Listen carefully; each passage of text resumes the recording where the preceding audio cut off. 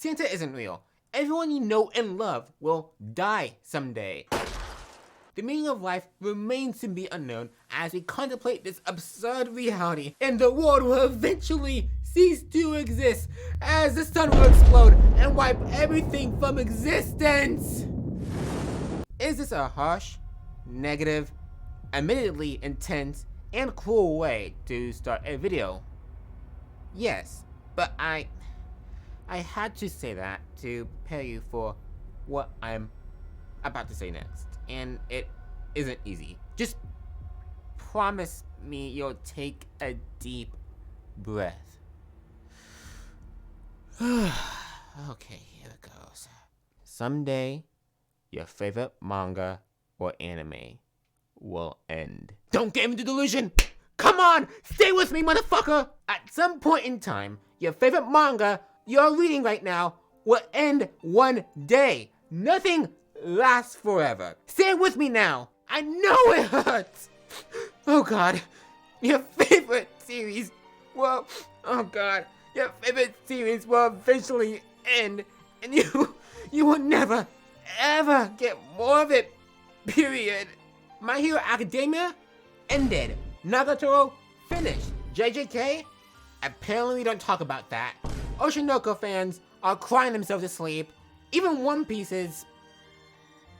Okay, maybe One Piece is the exception, but you get the gist of it. With how popular anime and manga have become, these mainstream series actually hold significant cultural value for everybody around. Even people who don't give a rat's ass about this series or medium or let alone anime. And for how long these comics and shows last, it becomes something that becomes ingrained in our lives. I remember waking up every Saturday morning to watch the newest episode of Pokemon Black White on Cartoon Network before even eating breakfast, and it's the same thing.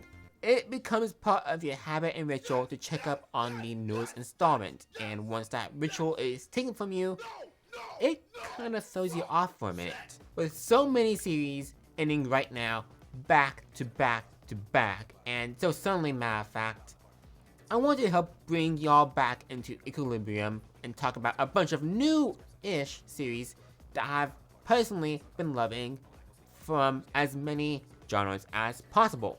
Now, for this, I gotta be frank and say that I had to be extremely tough and cutthroat when deciding what to focus on. It was tough, let me tell you. If you end up seeing a series you like on here, don't take it personally if I don't talk about it. If it ends up being shown in this video, I'm not saying it's bad. Rather, every series you end up seeing here, whether I end up discussing it or not, is something I would 100% end up making a video on. Or hell, a dedicated video to go into further depth, even if I talk about it right now.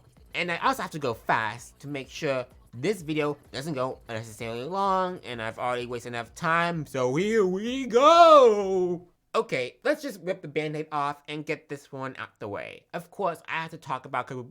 Of course, I have to talk about Kagub. Of course, I have to talk about Kagub.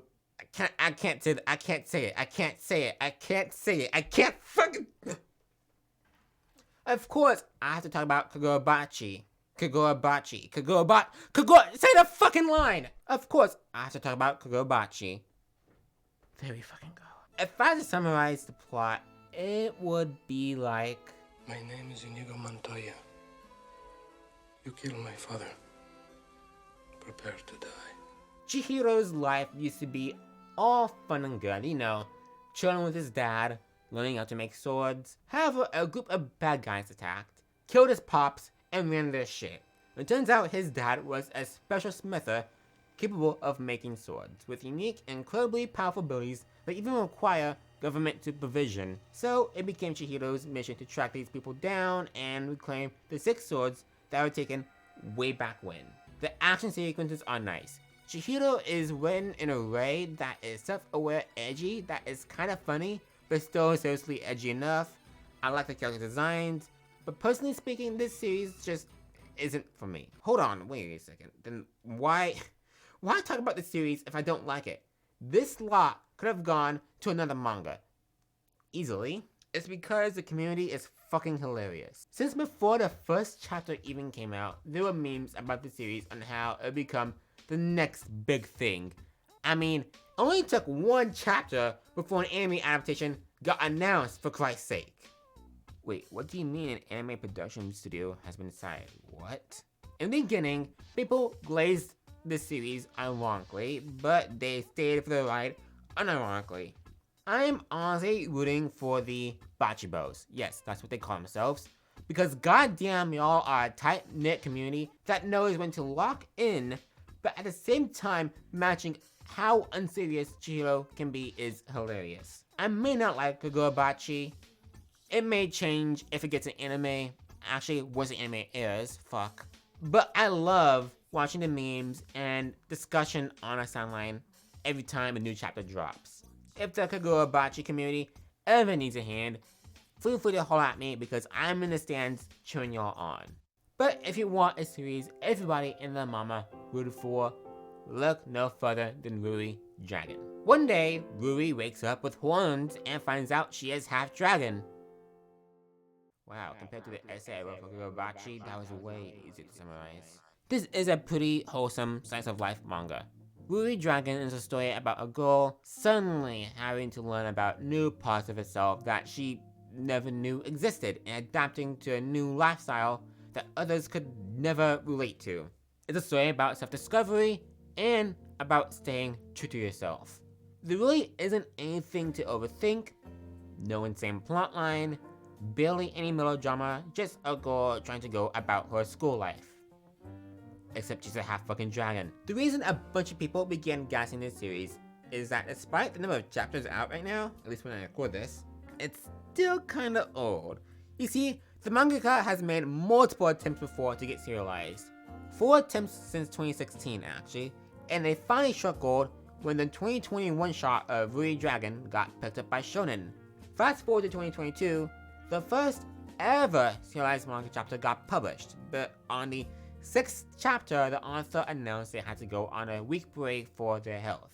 This got extended to be an indefinite hiatus that ended up lasting almost 2 years! Most mangakas don't even try nearing a month, let alone a 2-year fucking break! Thankfully, other people saw this headline, gassed Ruri Dragon up, and when the author's health got better and chapter 7 finally dropped, people continued supporting it.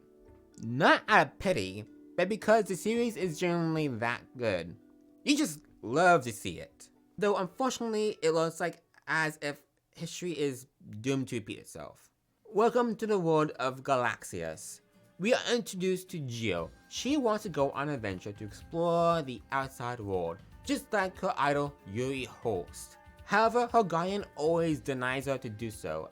After running into a very weird and let's say interesting character who coincidentally has amnesia, that's definitely not another main character, a dragonfolk shows up trying to kill Gio and reveals a shocking truth that changes her world. She is the daughter of Yuri Holst, who's warned for killing the Dragon King, and by extension of bloodline, Gio is warned for execution as well.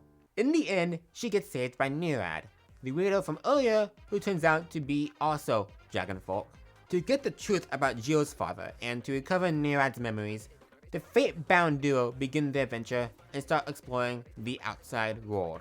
Galaxias is, to save my breath, incredible. Top tier, literally everything. A great story to explore, S-tier character design, an amazing power system, a world that is beginning to and can be expanded upon to ad infinitum. Mesmerizing paneling and action sequences, fun combat. Don't forget the glorious artwork and art style. I have seen people compare the series to One Piece, which is already a really good sign. Not like I can say, however, I don't watch or read One Piece, nor will I ever will. I'm not knocking it, but yeah, there's nothing you can ever do to convince me to pick up One Piece. Wait, sorry, someone's knocking on my door. Oh god. Sorry guys. Who is it? Hey!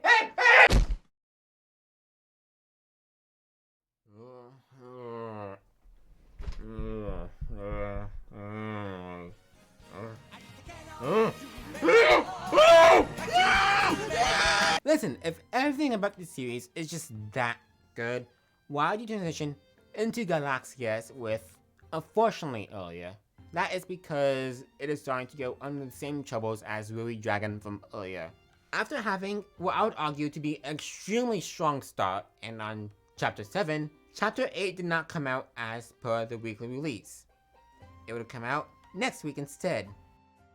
Next week came and the chapter did not release. And after an unannounced and unplanned month-long hiatus, Chapter 8 finally came out. And then went on a 2-week hiatus again.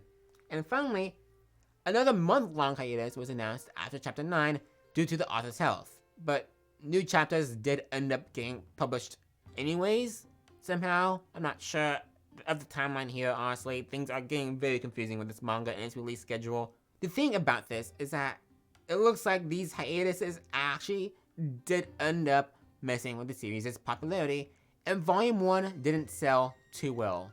Suffice to say, I don't want this series to get axed. There's just so much potential in Galaxias.